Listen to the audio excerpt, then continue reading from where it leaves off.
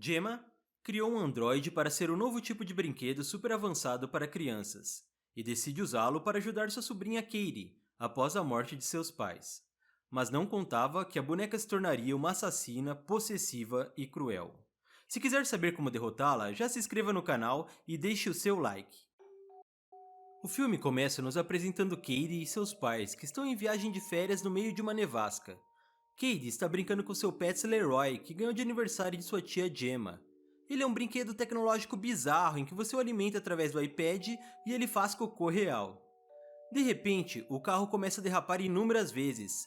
Então, decidem parar o carro no meio da estrada e nisso são atingidos por um caminhão limpa-neves. Isso poderia ter sido evitado caso o pai da Katie tivesse colocado corrente nos pneus, pois as correntes fornecem a melhor aderência em neve profunda e gelo. Assim o carro acabaria não derrapando tanto, mas preferiu ser um pão duro e mentir para o funcionário do posto que o carro tinha tração nas 4 rodas, só para não comprar as correntes. Nisso conhecemos Gemma, uma desenvolvedora de brinquedos tecnológicos, criadora dos pets. Ela e sua equipe composta por Tess e Cole estão desenvolvendo um novo tipo de brinquedo, uma boneca androide super resistente com um programa constante de autoaperfeiçoamento, chamado Megan ou Modelo 3 Android Generativo. O interessante é que ela está fazendo tudo isso escondido de seu chefe David. Só isso já seria motivo suficiente para demitir ela e toda a sua equipe, por estar desviando milhares de dólares dos fundos da empresa para projetos sem aprovação dos seus empregadores. Enquanto está trabalhando nesse projeto paralelo, o seu chefe pega com a boca na botija e dá um esporro nela por não estar trabalhando uma versão mais barata dos pets, como ele havia lhe ordenado, pois a concorrência faz uma cópia deles pela metade do preço do original. Mesmo assim, David acaba ouvindo Gemma, que decide fazer uma apresentação de Megan, da qual acaba sendo desastrosa, pois ela apresenta o defeito porque Cole esqueceu de colocar uma peça essencial no Android que acaba tendo sua cabeça explodida. Isso poderia ter sido evitado caso Gemma tivesse cumprido o que lhe foi pedido e o inteligente do Cole não tivesse esquecido a peça. Após isso, Gemma descobre sobre o acidente e busca sua sobrinha no hospital, assumindo assim sua tutela provisória. Ao estacionar o carro, são assustados pelo cachorro de sua vizinha Celia, que é aquele tipo de vizinha bem conveniente, se é o que vocês me entendem. Dewey é um doguinho que sempre passa para o seu terreno graças a um buraco em sua cerca. Esse seria um problema fácil de resolver. Com apenas algumas tábuas e pregos, você poderia fechar o buraco na cerca e manteria o cachorro longe do seu quintal. Melhor ainda seria se você fizesse um muro bem alto que mantivesse a vizinha inconveniente longe também. Já dentro de casa, somos apresentados a Elsie, um sistema parecido com o funcionamento de uma Alexa. O começo da convivência entre as duas é difícil, já que Gemma não leva muito jeito com crianças. No outro dia, uma terapeuta enviada pelo governo vai em sua casa para saber se ela tem capacidade para cuidar de Katie. A tia visivelmente não sabe como lidar com a situação e vai mal na avaliação em frente à terapeuta, que pede para que Gemma faça 1 ou 2 ajustes para que não perca a custódia de sua sobrinha. À noite, quando Gemma está em sua oficina trabalhando na versão mais barata dos pets, Katie aparece. Ela lhe mostra Bruce, um robô proxy que com luvas você controla os movimentos e ensina sobre as peças que fazem parte do seu funcionamento, e isso vai se mostrar como algo essencial para o que elas vão enfrentar mais à frente. Katie fica maravilhada com o robô e diz à sua tia que se tivesse um brinquedo como Bruce, nunca mais precisaria de outro. Isso dá um estalo na mente de Gemma, que decide dar prosseguimento ao seu projeto Megan. Com seu protótipo pronto, ela decide usar sua sobrinha para uma apresentação ao seu chefe. No teste, Cade e Megan se emparelham. Assim, Megan passa a pertencer a Cade como sua usuária principal. Megan a deixa impressionada ao fazer um desenho perfeito da mesma que se revela ao ser molhado com água. A apresentação se torna um sucesso e David muda de ideia imaginando os milhões que pode ganhar com esse novo tipo de brinquedo, e manda Gemma preparar uma apresentação para os membros da diretoria. Para melhorar o processamento de Megan na relação com crianças, Gemma decide levá-la para casa para que passe a maior parte do tempo com sua sobrinha. Isso não me parece uma boa ideia. Deixar um robô experimental cuidando de uma criança? Você não tem ideia da quantidade de coisas que podem sair errado.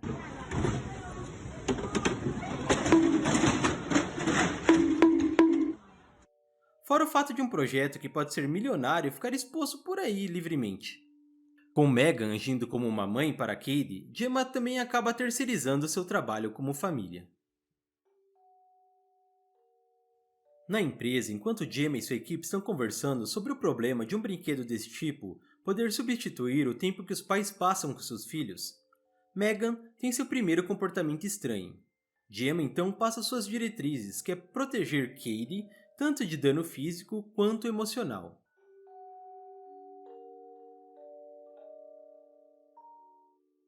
Cade está brincando fora de casa com seu arco e flecha. Enquanto isso, Megan observa tudo ao seu redor. Ao perder sua flecha, Cade pede para que Megan a encontre, e ela percebe que caiu justamente no buraco da cerca da casa de sua vizinha.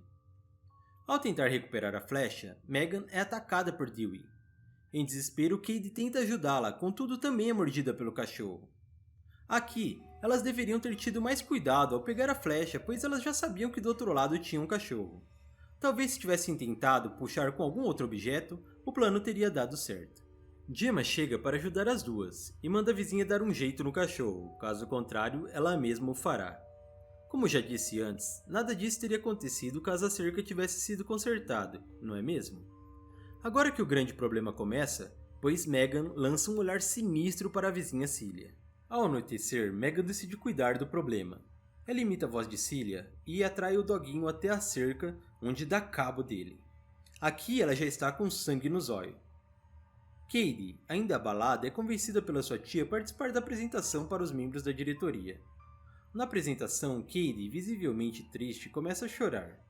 Megan, por sua vez, a consola, salvando uma lembrança de seus pais, fazendo com que a apresentação seja extremamente emocionante e assim conseguindo aprovação para a fabricação em massa. Gemma começa a perceber que a relação de Cady com Megan tem se tornado mais importante do que a relação dela com outros humanos. Cady havia se tornado dependente ao ponto de não conseguir mais ficar sem a companhia da boneca. Então, Gemma decide matricular Cady em uma escola para que ela comece a conviver com outras crianças. Mas Cady acaba levando Megan junto. A boneca fica na mesa de brinquedos apenas observando. A primeira atividade é em dupla e Cady fará par com Brandon, que parece o próprio filho do Tinhoso, onde nenhuma alma viva quer fazer par com ele. A tarefa dos dois consiste em procurar pinhas na floresta. Brandon a machuca com uma planta cheia de espinhos e isso faz com que Megan entre em ação. Megan primeiramente fica imóvel e depois arranca a orelha do menino. Logo em seguida, o manda correr, e esse acaba se assustando, caindo de um barranco e sendo atropelado e por fim falece. Tudo isso poderia ter sido evitado se Brandon não fosse um menino malcriado e cuidasse apenas do seu nariz. Chegando em casa, Gemma diz para que a sobrinha não pense demais no ocorrido, e logo são interrompidas por um policial do qual está pedindo sobre o cachorro de sua vizinha. Gemma diz que não sabe de nada, mas sua vizinha não acredita e sai fazendo ameaças. Megan apenas observa. Se na casa de pelo menos uma das duas tivesse câmera, facilitaria bastante o trabalho. À noite, Celia sai à procura de Dewey e vai até um depósito pois escutou latidos. Porém, quando chega, descobre que era a boneca imitando o cachorro.